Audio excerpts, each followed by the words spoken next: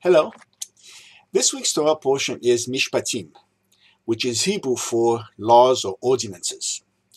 The title is very appropriate because it contains no less than 53 commandments, 23 positive and 30 negative, which are collectively known as the covenant codes, a primary source in Jewish law. I'd like to focus on one of these laws. In Exodus 23:2, it says, "Lo tihyeh acharei rabbim lera'ot." You shall not follow the majority for evil. The meaning is clear. Don't follow the mob when you know what they are doing is wrong. Don't be swayed if a majority is against you and you know you're right.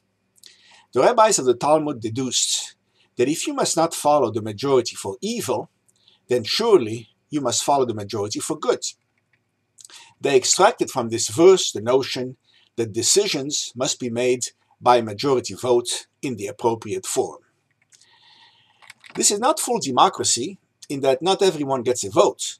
Only designated judges appointed to decide specific matters posed before them get to vote. First, how many judges? Well, it cannot be one. It says in Pirkei Avot, "Do not judge alone, for no one may judge alone except the one," meaning God. It cannot be two or any even number, because our verse commands to rule in accordance with the majority, and an even number may result in a tie, that is, no majority. The minimum it can be is 3, and that is the number of judges in a standard Jewish court, a bet din, which handles ordinary cases. For capital offenses and other life and death matters, there must be not 3 but 23 judges, constituting a small Sanhedrin. Why 23? The answer is in the Talmud. Quotes, "How do we derive that the small Sanhedrin has only 23 members? It is said in the Torah, 'And the congregation shall judge, and the congregation shall deliver.' One congregation may judge, that is, condense, and the other one may deliver, that is, acquit. Hence we have 20, because a congregation is not less than 10. But how do we know that the congregation is not less than 10? It is written in the Torah, God said, referring to the 12 spies, 'How long shall I bear with this evil congregation?' Excluding Joshua and Caleb, who were good, we have 10. And how do we derive the additional 3? We need a majority of 1 to acquit and a majority of 2 to convict. So we must have at least 22. Since we can't have an even number, we add 1 and reach 23. Unquote. Now here comes the shocker. Having 23 judges allows for at least 10 to argue for conviction and 10 to argue for acquittal. But it does not guarantee it. What if the crime is so heinous and the evidence so overwhelming that no judge will argue for acquittal? Then, believe it or not, the defendant goes scot-free. The logic here is that there is a spark of goodness in every person, because every person was created b'tselem Elokim, in God's image. And if a tribunal cannot find it, bring it to the table and tie it to the case. It is not fit to judge. Note that back then, there were no defense lawyers and no juries. This provision ensured that some judges would take on the role of defense lawyers to avoid criminals going free. This point of Jewish law may be the source of the Western practice of giving a defense attorney to every defendant. Finally, a great Sanhedrin of 71 judges was established, which served as the Supreme Court of Israel. Why 71? Because God told Moses in the Torah to assemble 70 elders to help him judge and govern Israel. Adding Moses, this makes 71.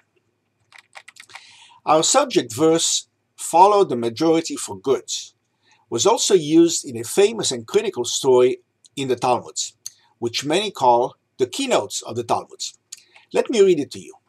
Quotes, "The rabbis were discussing whether a certain oven was ritually clean. Rabbi Eliezer brought forth every imaginable argument to prove that it was clean, but his colleagues did not accept them. Rabbi Eliezer told them, "If the halakha agrees with me, let this carob tree prove it." At that point, the carob tree was uprooted 100 cubits out of its place. Others say 400 cubits. The rabbis retorted, "No proof can be brought from a carob tree." Again he said to them, "If the halakha agrees with me, let this stream of water prove it by flowing backwards." At that point, the stream of water flowed backwards. The rabbis rejoined, "No proof can be brought from a stream of water." Again he urged, "If the halakha agrees with me, let the walls of the schoolhouse prove it." At that point, the walls inclined to fall. But Rabbi Yehoshua rebuked them, saying, "When scholars are engaged in a halachic dispute, what business do you have interfering?" Hence, they did not fall in honor of Rabbi Yehoshua, nor did they resume the upright position in honor of Rabbi Eliezer, and they are still standing today, thus inclined. Again he said to them, "If the halakha agrees with me, let it be proved from heaven." At that point, a heavenly voice cried out, "Why do you argue with Rabbi Eliezer? The halakha agrees with him in all matters." But Rabbi Yehoshua arose and exclaimed, quoting the Torah, "Lo b'shamayim hi," it is not in heaven. What did he mean by this? Said Rabbi Jeremiah, he meant that the Torah has already been given at Mount Sinai.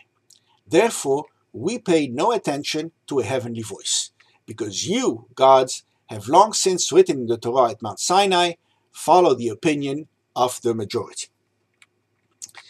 Rabbi Natan met Eliyahu Hanavi, Elijah the prophet, and asked him, "What did the Holy One, blessed be he, do at that hour?" Elijah replied, "He laughed with joy, saying, 'My sons have defeated me, my sons have defeated me.'" Unquote. This extraordinary passage is no less than a declaration of independence by the rabbis. In it, the rabbis tell God that the Torah is out of his hands, and that human beings will make Torah decisions by majority vote without interference from God. God evidently approved and liked to see his children take charge so decisively.